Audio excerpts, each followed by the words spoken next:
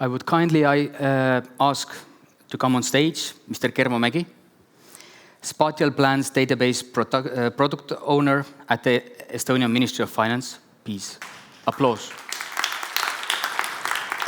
Gunnar Friborg, Product and Standardization Manager at Molio, the Construction Information Center in Denmark. Damiano Serrone, co-founder at the Spatial Intelligence Unit in Finland. And Mr. Toomas Türk, head of the Future City Digital Services Division at City of Tallinn. And the panel will be moderated by Mr. Jaan Saar, head of digital construction at the Ministry of Economic Affairs and Communication. The floor is yours. Well, thank you for the introduction. It's really a privilege to be on stage with real people, with a real audience. And I think we're all enjoying this quite a bit. But nevertheless, I hope our viewers online are enjoying it as well. And thanks to technology, we can expand our reach from beyond this room across borders to the other side of the globe. We already heard about the topic of the panel. But before we get into the deep discussions, I would first maybe like to get to know you guys a bit better. Well, I know you, but our audience might not know you.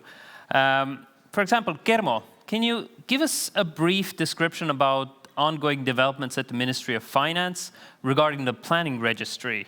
And also, how big of a role does data harmonization play in this work? Thank you, Jaan. Well, let's say, yeah, at the moment, at the Ministry of Finance, we are developing the state's database for all validated spatial plans of Estonia.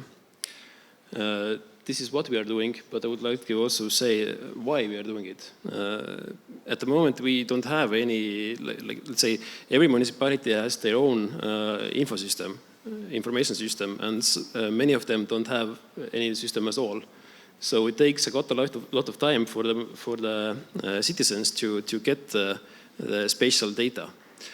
It might take up to 30 days, or if they expand the date, then it might take even a couple of months. So we are creating one database to access this data online, and if you have the internet connection, you can access it everywhere and quite quickly. And why it's important to harmonize the data? Well, I really like the example that Gunnar brought out with the music industry. That, let's say, we have a common understanding that the building life cycle starts from spatial planning. So let's visualize that the whole life cycle is like the one band that plays the Carlos Santana, for example. So they need to understand the notes equally. So if during the spatial planning period, all the conditions, all the analyses, all the studies that are made, it might take a year and a half or even more. In terms of C-plan, it might take up to 4 or 5 years. So you can imagine the effort that people are putting into this. So it's their own in their own interest to expand their knowledge through the building life cycle. So we need to agree on equal terms. When we think of or when we plan the conditions, the same conditions should be understood equally through the life cycle. Thank you, Kermo. We will come back to the spatial planning as well. But Toomas, how is Tallinn managing the ever-increasing amount of data about the built environment? And do you think it's up to municipalities to govern and manage their own data? Or should the central government also play a role or have some stake in it?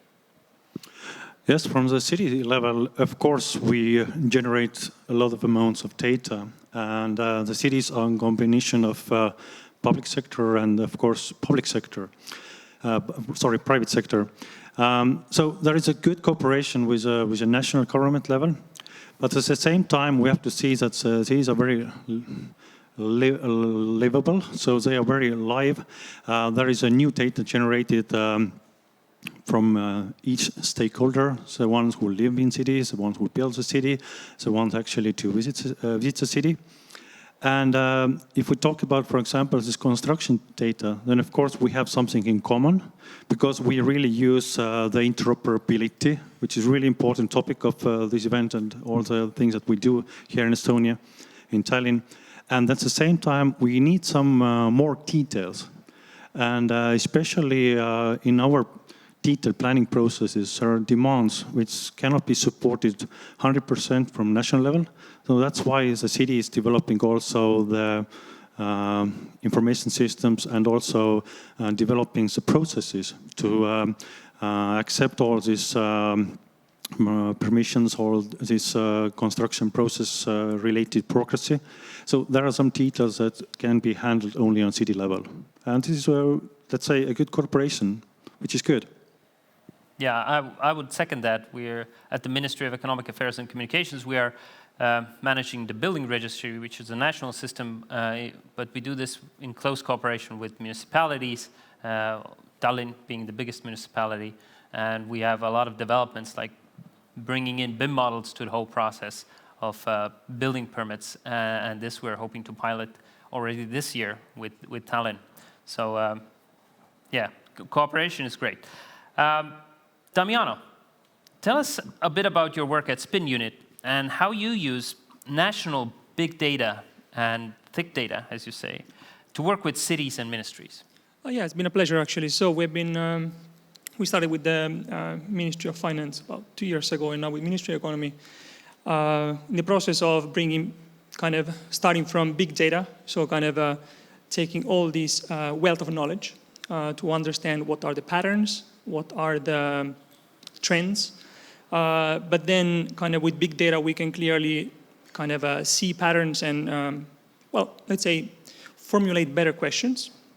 But then we need to go one level further. So we need to go into the thick data, which is kind of understanding all these socially meaningful data sets. So we need to kind of narrow it down to those indicators that give us an idea of kind of the social reality of cities and regions. And in that, quite often, we actually work with citizens themselves to gather the data sets. So, for instance, if you look, there is about around 100 bus stops here now in Tallinn and Harju region. There are QR codes that people can utilize to survey the public stops and give us their feedback and then analyze. So this is thick data, right?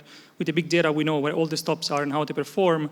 With the big data, then we get, let's say, the sensitive kind of information that actually matters to people. And eventually, our role is to make a synthesis for policymakers. So this is pretty much kind of how we utilize it. And so far, it's been great, actually, because I would say data sets in Estonia are beyond, let's say, perfection sometimes. I understand you're working with this Estonian municipalities and ministries, but are you doing it also in Finland? No, not yet. So we've been working with municipalities in Finland. So right now, Spin Unit is working with the city of Jyväskylä to reimagine the city center after COVID. So to understand basically how to attract more businesses and again, even in there, the question is again, there is plenty of data. We have 600 plus layers. Which of those data sets are socially meaningful and what kind of indicators are actually socially meaningful? So again, big data, thick data, where we have the collective intelligence and then synthesis. Thank you, Damiano. Gunnar, I really enjoyed your presentation, and you managed to surprisingly keep on time. I was quite expecting, because there was so much information, and I hope the audience can later on have a look at your presentation in more detail. You mentioned a lot of the time, and you talked about standardization, which is a very time-consuming and bureaucratic process, which is not how you would maybe describe innovation. Do you think that standards can sometimes be a hindrance to innovation, and is there an alternative way, maybe? Yeah, I think they could be, but I think there's a very big focus in both ISO, IEC standardization work and also in the European standardization work in CEN, that we try to build upon what is already achieved. For instance, that we have this IFC data exchange format, so everything starts to relate to that. The problem is we have for many years had maybe rather good technology to exchange information, but the implementation of it, both at the software platforms and also within companies and the way of thinking has been maybe too narrow and maybe too much focused on individual interests and things like that. So I think standards are maybe not the hindrance. I think it's ability of the different parties in construction to work together and get consensus. And I feel that throughout the last 5 years, this is really increasing in tempo and in interest. And before everyone was satisfied just that they could make some digital data and modeling themselves, now they know that they are so dependent on getting the right data from the other ones. And so they start claiming, we want this type of data. How do we specify that so they know well? So I think it's a necessary development. And if we think about how long time it took to develop actually the smartphone, so I think we still have a little more time in construction, and I think we need it. Well, construction is, of course, time-consuming. I think there's no doubt about that. But if you're saying that there's more and more collaboration, is the construction classification international collaboration that you mentioned in your presentation as well one of the signs of this as well? Yeah, you could say, I remember building Smart Meeting in Stockholm in 2007, and somebody said, could we have some common classification? And everyone said, no way. We are all too individual. We do it all in different ways in different countries. We cannot do that. And for a long time, we thought that was the case. But we also found that when we were challenged by technology, and sometimes maybe the technology development challenged us in a way of rethinking stuff. I think we found out that we needed actually to agree on common object classes. We did that about the data objects, but sometimes the data objects are not specific enough or not enough of them. So we need to emphasize, to embrace more of these object classes. And I think that was the vision that it was also very difficult to get software people to develop useful tools if we are all thinking in different classifications. Everybody, got angry. You have another classification? Oh my God, we don't want to do that. There's too much implementation on our software, and you change it probably all the time. So we really need to look into that one. And we had a mandate for our Danish government when we got the funding. Now, please look into what other industrial domains have done. Look into what other sectors have used in order to be able to make a solid basis for digitization. And please use the standards, and if they're not enough, try to change them to do it right. That was the mandate. So, and I think that was useful because up till then we had been able to do anything. So, when we're talking about making any kind of transformation, it always starts from the requirements, and that leads to the client. What kind of requirements you set. Now, Kermo, with development of the spatial planning database, you're also defining the requirements for zoning and planning information. And how are municipalities, the industry, looking at this? Because often, if you set very strict requirements, people are unhappy. But if you leave them too relaxed, then you end up with a mess of data that you can't really harmonize. How do you find the balance in that? Let's say this is the hardest thing to do in this job. At the moment, actually, we don't have the feedback from the local governments because we are still under development, although the system itself is so much ready that we can launch it. Publicity and governments, they can start testing the system. But it's always the question how much you need to standardize and how much you need to leave it open.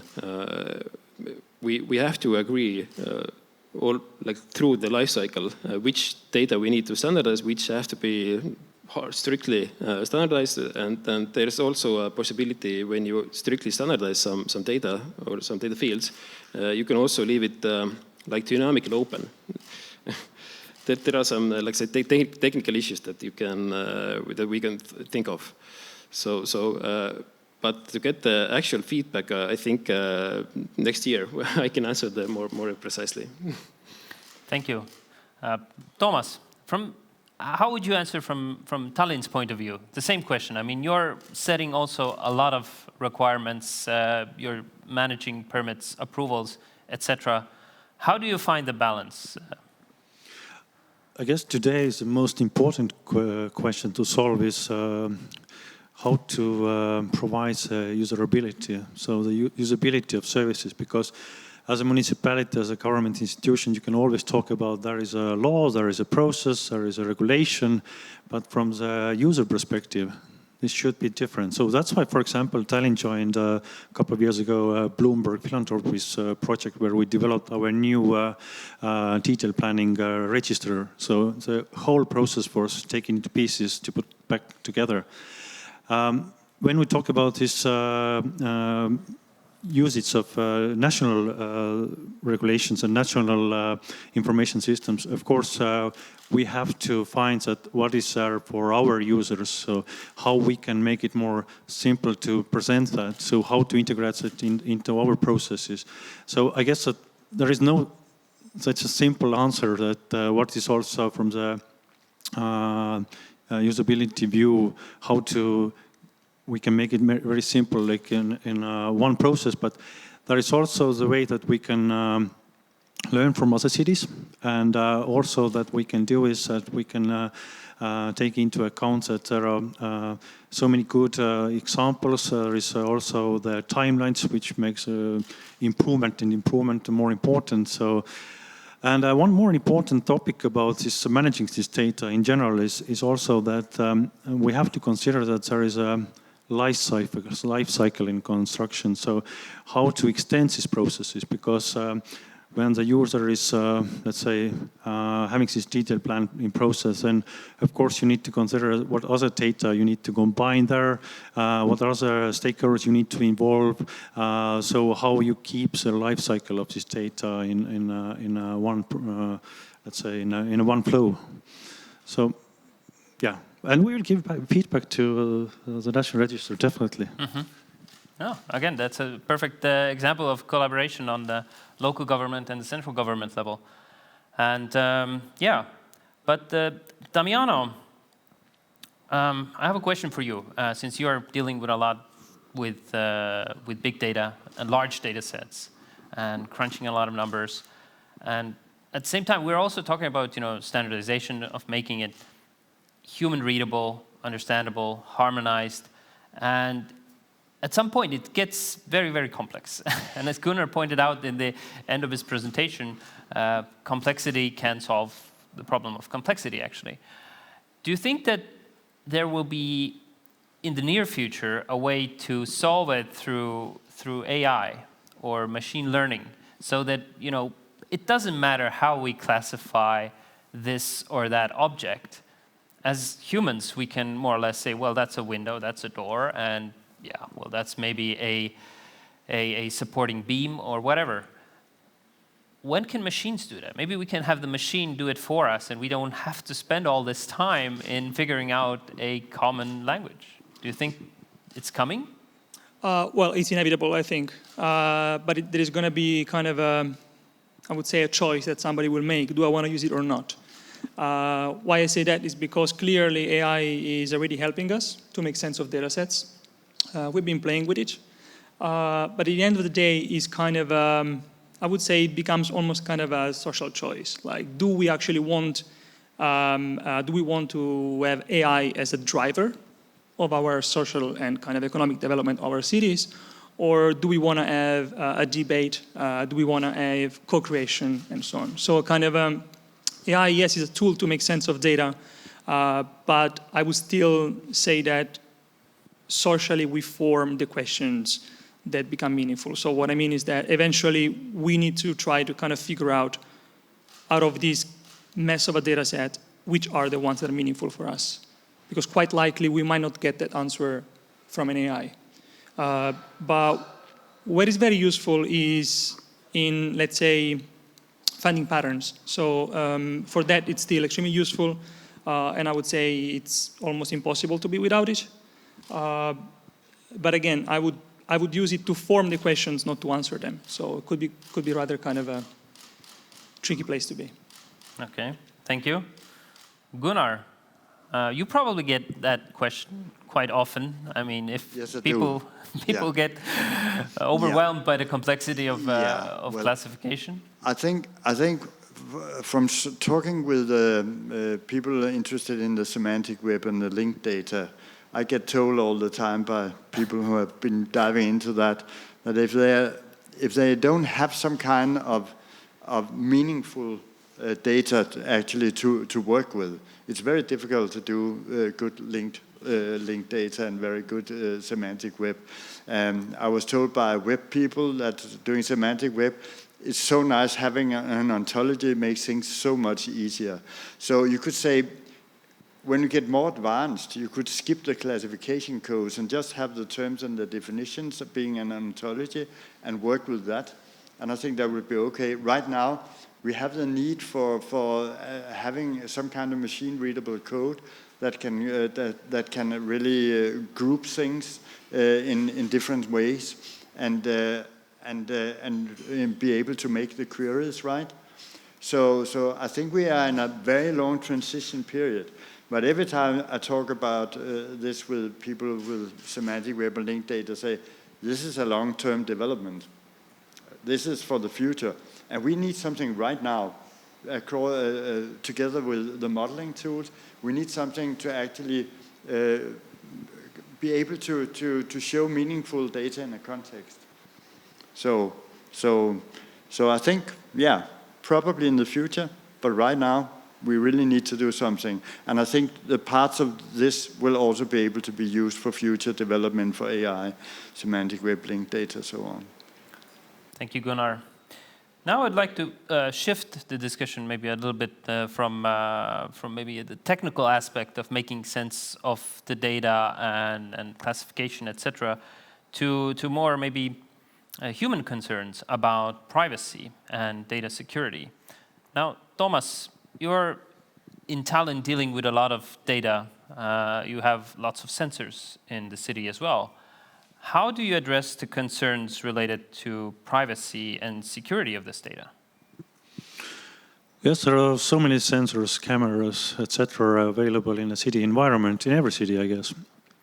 In our case, we have a very strong legislation in place, which is, of course, coming from the European level, but also national and then city level.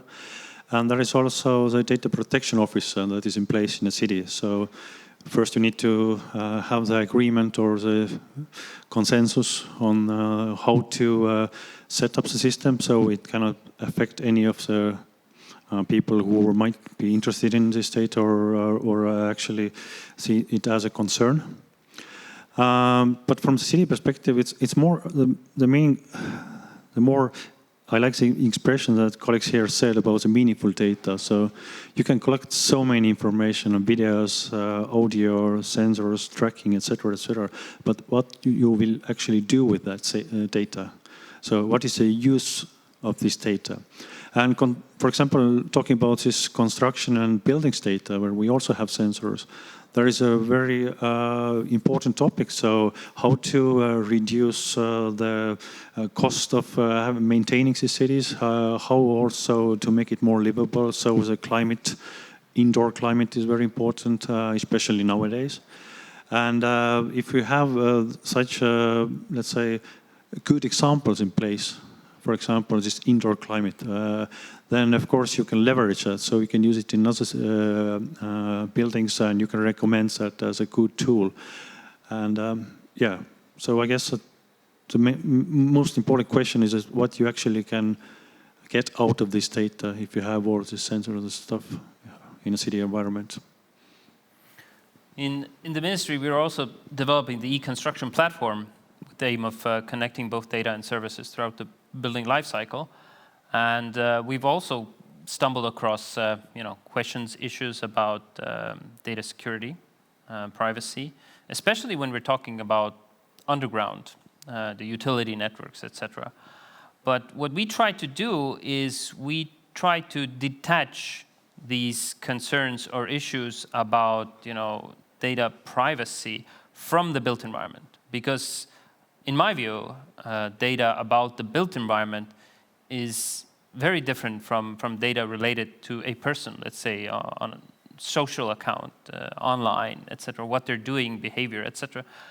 And if we manage to keep that data, more or less objective and not linked to any specific person, then in my view, we eliminate a lot of the security concerns. What do you think, Damiano? Yeah, in that sense, yes. But as a kind of a planner, I think, and at least for me personally, I think the key issue is the data classification once it's visualized. So what I mean is that quite often we bring together social data, like census data, with data of the built environment, like building types, age of the building, and so on. And what happens quite often is that at some point when you bring, for instance, monthly income per building type, and you make a map out of it, you are right away defining enclaves in cities. And this is actually a really negative thing to do. And kind of the thing we need to really understand correctly is that once we visualize the data, we create a territory which actually doesn't really exist in real life. So I think that we need to be also a bit more conscious also in data visualizations and how we categorize these groups of data. There is this famous example from, what was 1800 something, I don't remember right now the exact, but it's the poverty map of London, where they've done this for the first time. And what came out of it basically was, well, it was the social segregation of London, and it stayed dead for so many years because that map, kind of whoever created that map, categorized certain neighborhood as poor, not so poor, a bit better off. So, and that has created kind of an image of the city, which actually wasn't really true. So I think, exactly, there are data security officers, there are laws when it's about safety, but we need to think so much more about the implications of the representation of the data as well. But the data is out there, and it's more or less open data. So it's not difficult to for any one person to combine it. So we really can't protect people from that, can we? No, we can, but we can ethically think of how to represent it, let's say. We're having this discussion exactly with the Ministry of Economy right now when we are doing the shrinking cities analysis, exactly kind of how are we going to represent this social data like census in relationship to building types in different regions. I think this is a very sensitive discussion. And I had the same discussion almost 10 years ago when I was doing a study with crime data, where exactly, okay, once you have the map, how do we represent it? Because clearly, if you show it in one way or another, you can literally influence the real estate values from Monday to Tuesday. So I think these are the things that we cannot control, but we must have a debate about. Yeah. I completely agree, and it shows really the power that data has once you start making sense of it and visualizing it. But Germo, tell me, what is the biggest challenge or obstacle for you in implementing smart planning, that is, making data-driven decisions in planning? Well, I would say the biggest, not obstacle, but the problem is that actually planners or people, they're not aware of the possibilities that the data can give them. So easy it is. Can you bring a few examples? Well, There are not a lot of planners in Estonia, but I could say that there are maybe 2 or 3 of them that could make or collect the data or make sense of the data and do an analysis based on data. But why is that? Is that because the planning process has always been this paper-based, traditional way of doing things? It's a question of knowledge and the rise of digital environments and digital transformation. People are maybe a bit afraid of this term, and because they're not aware of what can be done with this data. So if it's a dark side, so I'm afraid a bit, but it has been brought out in many of presenters today that we need to train people. We need to raise the knowledge or the awareness of what can be done with this data. Thank you, Germo. Yeah, Gunnar, go ahead. You want to respond to that? I think it raises a question that we know very much from the construction industry in general, that we have, for instance, when you deliver a project finalized, you deliver information for the operation and maintenance. And for a long time it was paper-based documentation. Now it's changed to digitally based documentation, and there's still an overload of information. So what is needed, and what we had a group in Denmark doing, was to focus on the essential information they needed for doing specific tasks. For instance, the daily or week or monthly maintenance. And then what kind of documentation they would use if they were going to refurbish or rebuild something. And then the documentation they would need if they was concerned with a 5-year responsibility period for it was working all right and being in good shape. So it's very different purposes actually information should be delivered from. So the definition of those purposes and use cases are really essential. It's also a part of the standardization work also within Building Smart to do that. I think that's essential for getting the right data and only that data. I would like to hear the challenges also from others. Damiano, same question again. Challenge in smart planning. How to do it? Well, I think that cities thrive when citizens stay, right? So, and it's something what we are seeing a lot now, especially with the green transition and so on. So we have challenges in quite many cities. I think the most important thing is that people can reimagine themselves and the city in the future. So they must have a perspective. And I think that as planners nowadays, this is kind of maybe one of the many roles that we should take. So how can we ensure that citizens can see a future for themselves? And quite often it comes back to how they participate to the creation of cities. We've done participatory planning since the 70s. Now we know it quite well. And the issue with that is that people are called back in the process at the very end when everything is already kind of done. So of course it becomes conflictual because it's so easy to say no to something which is finished. So I guess that, again, switching it. So instead of being at the end and create a conflict, start with co-creation and then build up from that. I think that this is, especially after COVID, that's what we've seen. A lot of experimentation in cities, neighborhoods getting organized by themselves.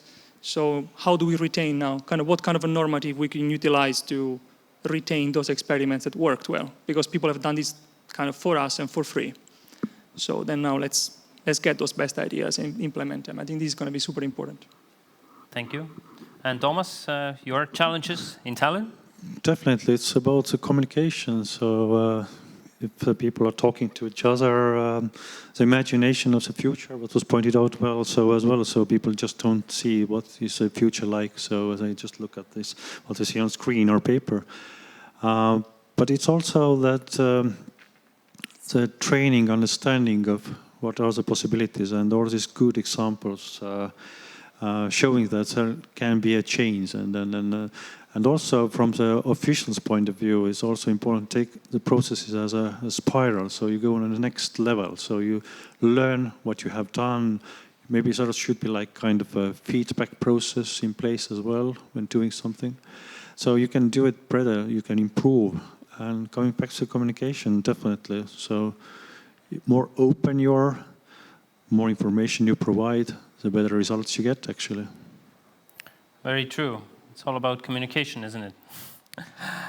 Now, to wrap up this panel, I would like to hear from all of you the most important recommendation you would give to public stakeholders regarding built environment planning and data usage. We have a lot of viewers out there who are both from public and private sector, but I think the public sector really plays a very, very key role in making smart planning a reality.